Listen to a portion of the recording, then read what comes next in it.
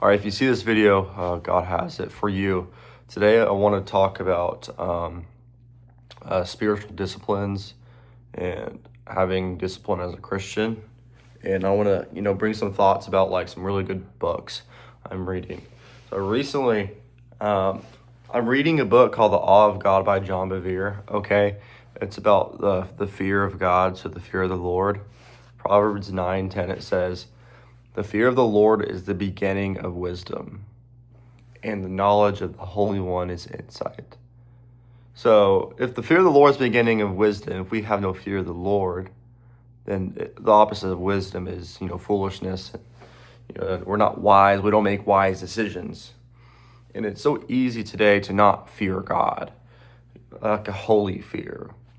Fearing God is not being scared of God, but it's such awe, reverence, and you know that God knows every thought, every heart motive that you have.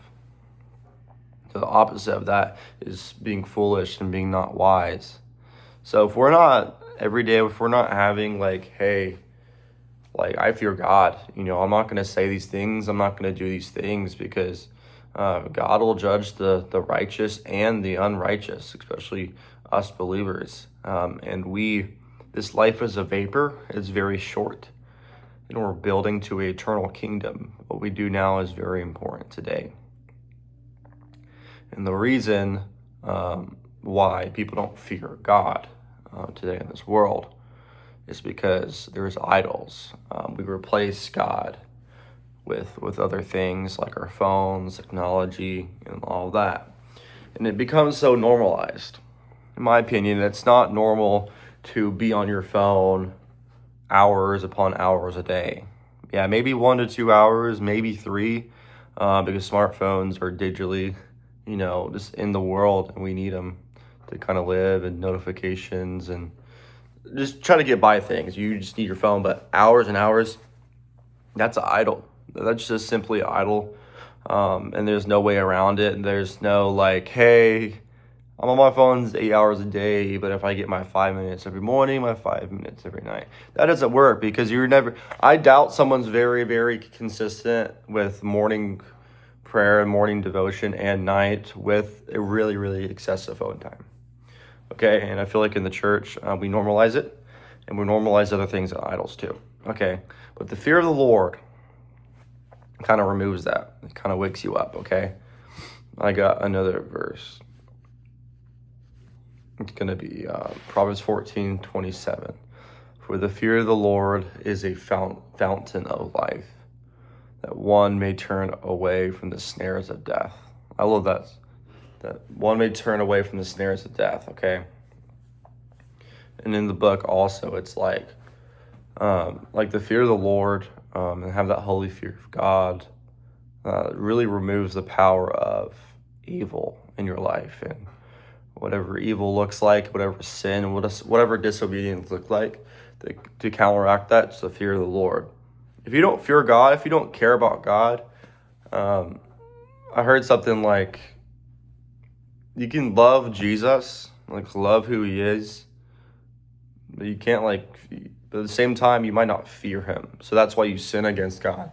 That's why you're disobedient, because you're not scared of God. You don't think about your consequences, all right? So maybe that's a reason. I think for myself, that's a reason for why I've been undisciplined or disobedient.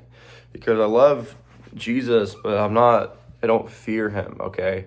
And not fearing him allows us to be undisciplined because we put these idols, negative idols, really negative idols. The only thing you should have is God.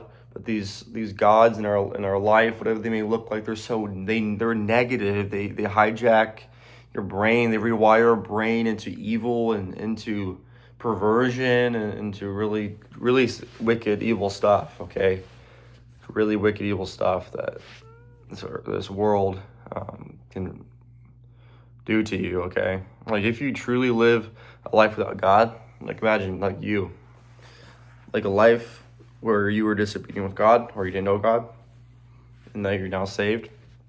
Huge difference, okay? I got another verse.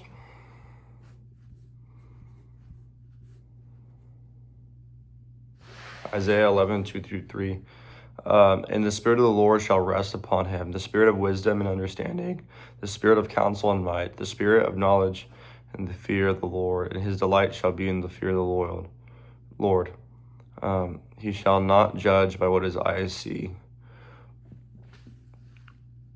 or decide disputes by what his ears hear.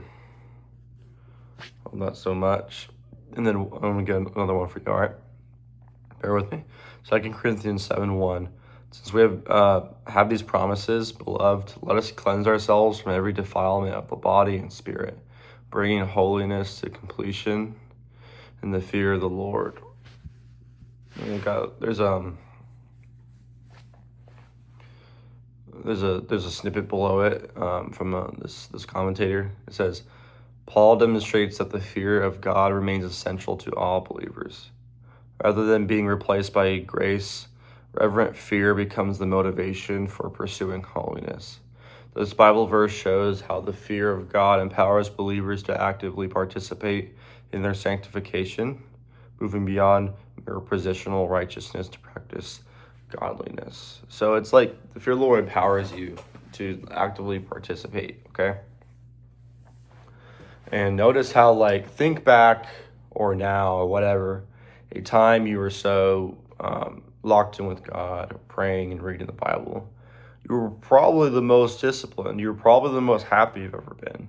You're probably the most less stressed you've ever been. You're probably the most peace. You didn't worry at all because you knew God had it. This is God's will for our lives, okay? We're not supposed to live depressed. We're not supposed to live anxious. We're not supposed to live these things. We actually live with joy, the fruit of the Spirit, okay? And if you notice that you don't see much evidence of the fruit of the Spirit in your life, so, joy, peace, faithfulness, love, holiness, self-control, especially self-control. If you don't see those fruits in your lives, it's kind of a false, it's kind of not a good thing. It's kind of something to wake up to, okay? Because what's happening is that you're likely not praying to God. You're not probably talking to God and reading His Word and then like rewiring your mind to His Word. So that actually lowers your self-control because you're putting your attention to other things. So you have less self-control. You don't love others that much because you have kind of a selfish attitude against others.